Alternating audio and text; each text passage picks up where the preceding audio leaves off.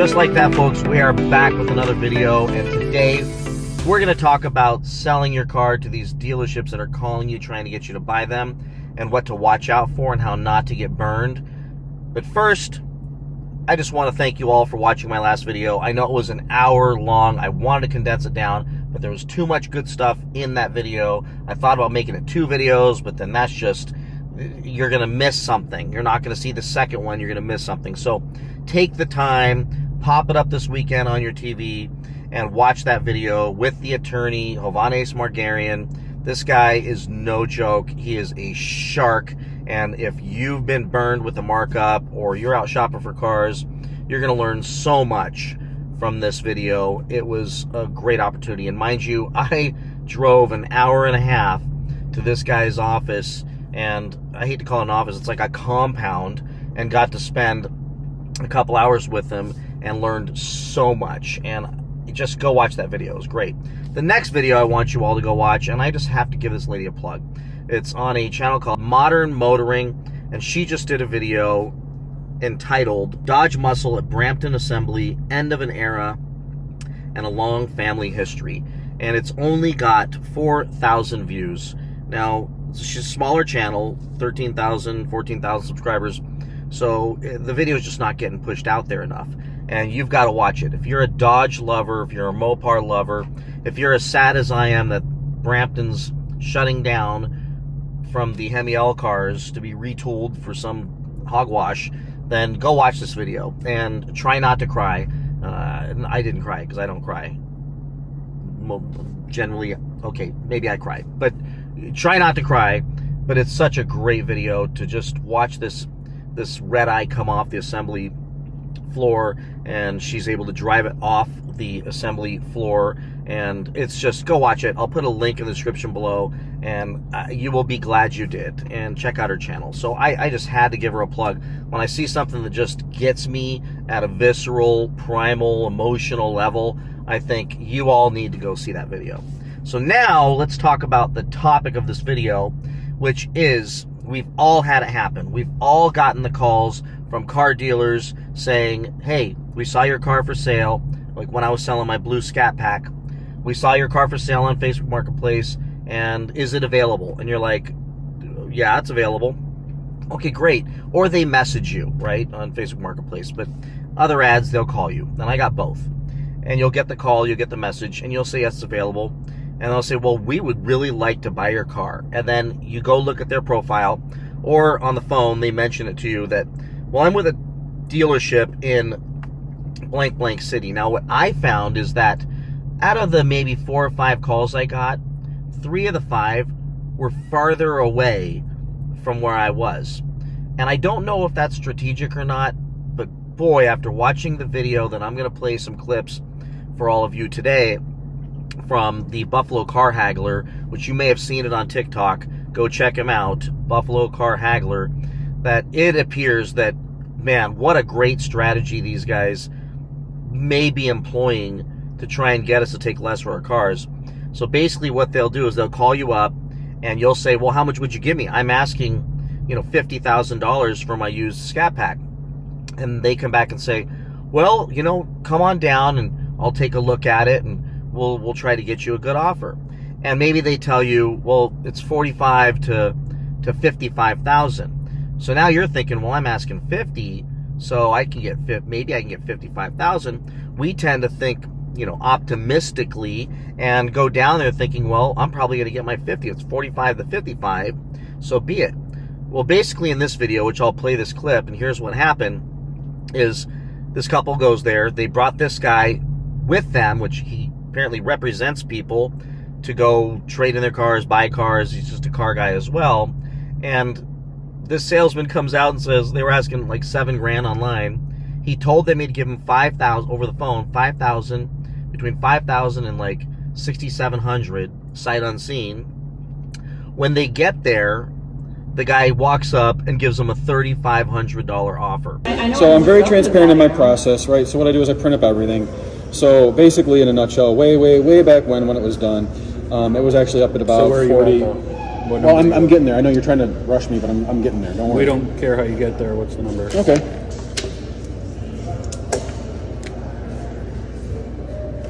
$3,500 bucks. So you want to leave or what? Or you want to talk about it? Well, the 5,000 to 6,700 that you. Sight unseen, yeah. Sight unseen. I didn't see it, didn't drive it, didn't do anything with it. We just drove from East Aurora with 2 cars. I understand that. Gas isn't cheap and it's a holiday weekend. I understand that. I didn't make you come out here either. You guys want to sell this thing, right? We don't want to. You're wasting our time right now. I'm not trying to waste your time. I was trying to get to a number that you could understand. And they had driven an hour or so, and, you know, of course, it's a whole commotion thing. You spend all this time in the dealership. That always happens, whether you're trading a car and selling a car or buying a car. They use the weaponized time against you, because the more time you invest, the more they can beat you down and wear you down. And in this video, he offers them $3,500, and the car haggler guy comes back and says, no, you said it was, you know, 5,000 to 6,700. And the guy goes, well, it's the tires. You need tires on the car. You guys are looking for for the $6,700 that you said, and then I reiterated, if it's minimum 6, you guys can have the car. Now you're coming in at 3,500. Yep. If I knew you were going to do this, you easily could have done that. You had access to the VIN. I sure did, but I also said I was busy and running around. Well, so on a it's Saturday, your Where are all these people? well, obviously they're gone, but I also have a lot of work I do on the phone, and I call people from Car Gurus and on Cars.com. So here's the thing: you've had this up for sale for a while, right? It's irrelevant. That is completely irrelevant. What? That's your number. So you need a few $100 more. I got a few $100 more. No, we want $6,000, like I told you we wanted. So here's how I get to my number. I have to sell your car for about $7,000, which is what you're looking for on Car Gurus, right? For me to make a profit, I have to put tires on it, okay? Because it at least needs tires. I'm overlooking the fact that when I did this, I did it with that little bit of rust on the hood, and I'm overlooking that because they're at 21.8. We literally just put $800 into this, getting a brand new alternator and battery check. That helps me. I still need to put tires on it, and that's still a cost. That being said, your minimum is absolutely bad at this point. They won't pass. Those tires will not pass. So if you guys try to sell that on the side of the road, you're probably gonna have somebody knocking on your door and be like, well, 1, we're not buying it because it needs tires, or 2, you guys sold us a vehicle with bad tires. But that's their fault, because if I'm a private buyer, I'm not buying that car with those tires on it. I'd have to turn around and put tires on it if I'm a private buyer. What's wrong with the tires? They don't pass. What's wrong with the tires? The tread, there's not enough tread on it. So then they go outside and look at the tires, and it turns out the tires are fine. Okay, I'm gonna go take a look. You want to go take a look? I've taken pictures of them and sent them to you. They're not like it's like dry rotting or there's like a hole or anything. They're just. They're Well, old. your state inspection is to 30 seconds. Correct? Sure.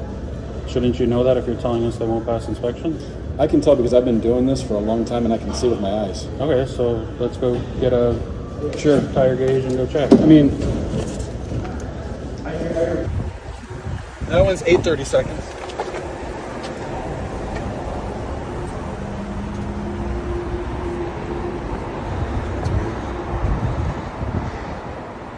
Seven. So those two will pass. This is at 4. Passes. 4. Passes. And the guy still doubles down and triples down on that. So here's the thing. It passes, but it doesn't stop somebody from saying, I need new tires. But you just told us they won't pass. So they won't pass a used car check. Okay. I still have to put tires on it. That's. By the time they're all done in wrestling in the parking lot, it's very uncomfortable and very rude and just disgusting. Like, your skin will crawl, as I'm sure as you're seeing clips of this video, you're going to see in this video if you haven't already, that your skin's going to crawl when you see how this guy behaves. It's just nasty. Just nasty all the way around from a car salesman. A professional perspective, it's disgusting.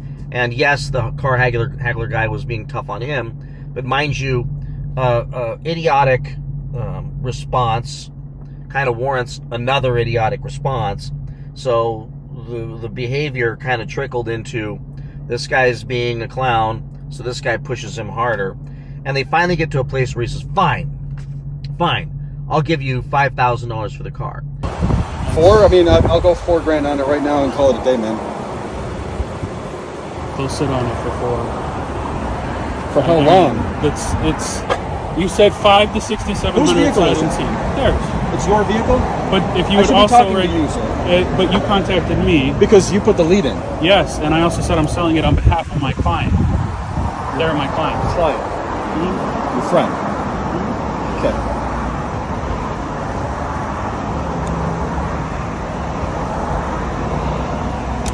So, yes, they took 2 vehicles over an hour. I don't live around here. There's my wife in the car. There's 4 people with Google accounts. We're more than happy to leave 1-star reviews for you guys. I hear what you're saying. So you're going to leave a 1-star review because I'm not giving you $5,000? Because you lied. No, sir, I did not lie. How have you not lied? How did I lie? Because you said sight unseen 5 to 67. You're now at 35 to 4. Right. Sight unseen. I understand what you're saying. But if you really want to get nitpicky on it, I'm the buyer. Okay. And you put it on Car Gurus as a private sale. Okay. Okay? You contacted us Correct. at $69.99. Right. You think we're going to be okay selling it for half of that? $4,000. So for 4 into 7, so for 70% of that, 65% of that? It's my offer. Your offer is not reasonable. My offer is reasonable considering I have to put tires on it to sell it. That's not our I was problem. very upfront. I disclosed to you that No, I was you a weren't dealer. upfront. Yes, you did. And then you said 5 to 6,700. And I said if we can get to 6 or more, it's yours. Right. That's their car. That's my car. That's their car. There's 3 cars here that don't live around here. Obviously, you have no respect for other people's times. You don't. So you mean to tell me if I give you a check for $5,000 right now, we're done? 55. $5,000. 55. I told you 5. 6, and this doesn't get on YouTube. I understand that, but my offer was 5, and now I'm standing here in front of you saying 5. It's your call. Because I'm holding my word right now. Good with 5. All right. Their car, their deal.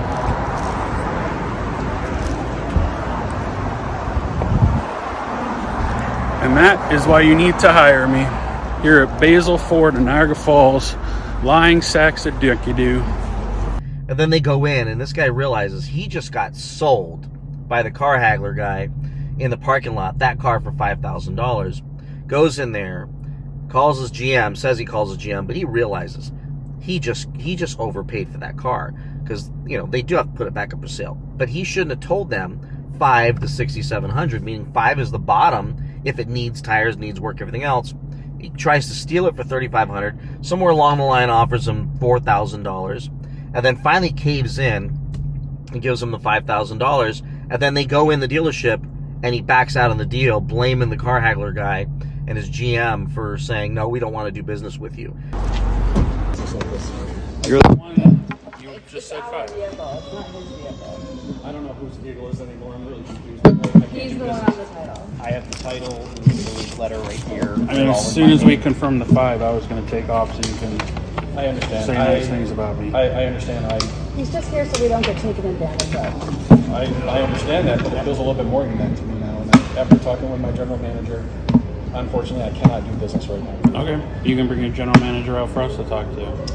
I actually called him, and he's at home with his kids right now. It's general manager life. They get to be at home with their I kids. appreciate your time. Thank you. I guess we'll see what the internet has to say. I appreciate your time. No, you owe us time. Literally. And gas. Ladies and gentlemen, Basil Ford, Niagara Falls. Do business at your own risk. Which is just BS, because if they thought they could make money on that car, they would have bought that car for $5,000. So he should have, the bottom line is he should have never said $5,000 to $6,700. He knew by saying $5,000 to $6,700 that poor client would drive an hour and expect, worst case, I'm walking with $5,000, which I'm willing to do, painfully willing to do, and then offers him $3,500 and tries to strong arm him, lie about it needing tires, and just be downright nasty and manipulative in the entire conversation. So for all of you, I got a letter yesterday from a Dodge dealership, and I may have tossed it. If not, I'll put it up on the screen, but asking me to sell my Dodge Charger, which is already gone. So obviously their records still make it look like I still have it, because they, quote, need used cars. But here's the reality of it is, they always need used cars. It's not the current climate right now. They have plenty of cars. It's if I'm willing to take it in the shorts and they can get that car for a good enough deal, then they get an inventory with built-in profit in it. And there's a lot of profit in used cars if they buy the car right. And if I'm that guy that drives an hour, and let's say I wanted 50 grand, and I show up and they offer me, 38, and I feel like I'm lucky to walk out of there with, 45, and they could sell the thing for 55, they just literally made over $10,000. They just completely hosed me. So putting the time in to drive very far away seems like a strategy. So my advice to all of you is, especially based on this incredible video, is be careful. Remember the strategies I shared with you when in the video, maybe 3 or 4 videos ago, on how to get the most for your trade-in. Consider every scenario that exact same way. Just know that most likely if you go to CarMax Ship, Vroom, Carvana, KBB, if you go to all these, GimmeTheVin.com, if you go to all these websites, you're going to get one offer that's going to be higher than all the others. And most likely, that offer is likely going to be the most you would get from even going to a car dealership. I did squeeze, I think it was an extra $500 out of AutoNation when I sold them my Prius years ago, compared to the online offers, because they had a big banner that said we'll pay $500 more than your highest offer from somewhere else. They didn't want to do it. They made me sit in the conference room for quite a while, but they ultimately ended up doing it and doing the right thing. So keep that in mind, that all the same rules still apply if you think you're going to sell your car to these dealerships. When I was buying this thing, my Swinger, a guy rolled in, actually a few days later when I was there shooting videos, rolled in with his Dodge Challenger trying to sell it to them, and they were busy, and he ended up waiting around, having to come back and everything else. And I saw how that was going, and I thought, if I was him, I would have been a little frustrated. I showed up, and then you said, come back later, and now I'm investing a bunch of time, and by the time he gets in there, whatever offer they give him, in his mind, he's thinking, well, since it's a Dodge dealer, they're probably going to give me more money. The reality of it is I hope that guy went to all those websites and got the cash offers, and maybe even tried selling it himself online to see what the market would bring him, and then went down to see what they would give him, just to compare that offer to all the other offers. And that's the secret here. That way you don't get hosed. But before you go driving an hour or 2 hours because the guy on the phone says, oh, that's going to be a range from 45 to 50,000, and you're like, well, 45 still wouldn't be bad, 50 would be nice, and you get there and they offer you $35,000, and you're an hour away from home, and you blew your Saturday off completely to go do this thing. Think it through, make sure you do all your research, and make them put that range in writing, assuming there's no structural defects, Carfax things I didn't disclose, big huge gouges or scratches or dents, and the tires are good, yada yada. Just like you have to fill out when you fill out the online cash car buyer websites, you have to disclose all that stuff, and they give you an offer based on, as long as none of that stuff changes, we're good with that price. Ask him to do the same exact thing if you're going to sell your car directly to a dealership. So with that, everybody, hope you enjoyed today's video. Be careful out there. I'm taking lots of heat, lots of really nasty comments in the not published section of my comment section. Part of me wishes I never would have learned about that section, because some of the language, some of the hate, some of the nastiness and the vitriol from, I believe, I just have to suspect they're car salesmen and car dealers, is pretty ugly. So I'm sticking with it. I'm doing my best here to keep motivated amidst a lot of negative heat. I gotta tell you, doing these videos is not conducive to being healthy and happy, because it makes me upset, makes me angry. Like those out there who said, well, he's doing it for views, doing it for the money, he's doing it for this. The money on these videos is tiny. The outcome of all of you saving tens and $20,000+ on your cars that's a tremendous reward, and I feel like I'm actually contributing and doing something good. But I'll tell you, the negativity and drama, it's toxic, and I'm in the midst of it. So at some point, maybe in the next few days or the next week, I'm going to end this series of wailing on the dealerships, because I believe the content I've got up is more than enough for people to learn from. And if it'll just start getting shared out there by all of you and getting pushed out to the universe, we'll reach enough people to stop, at least to slow these dealers and their slimy tactics, and get to a place of better balance between the consumer and the dealerships, where we can at least, in some cases, or maybe even just still find some dealers out there, which I know they're out there, who will do us right, be fair, be honest, and not be greedy. So with that, please like, subscribe, comment, and share this video, and I'll see you in the next one. Bye-bye.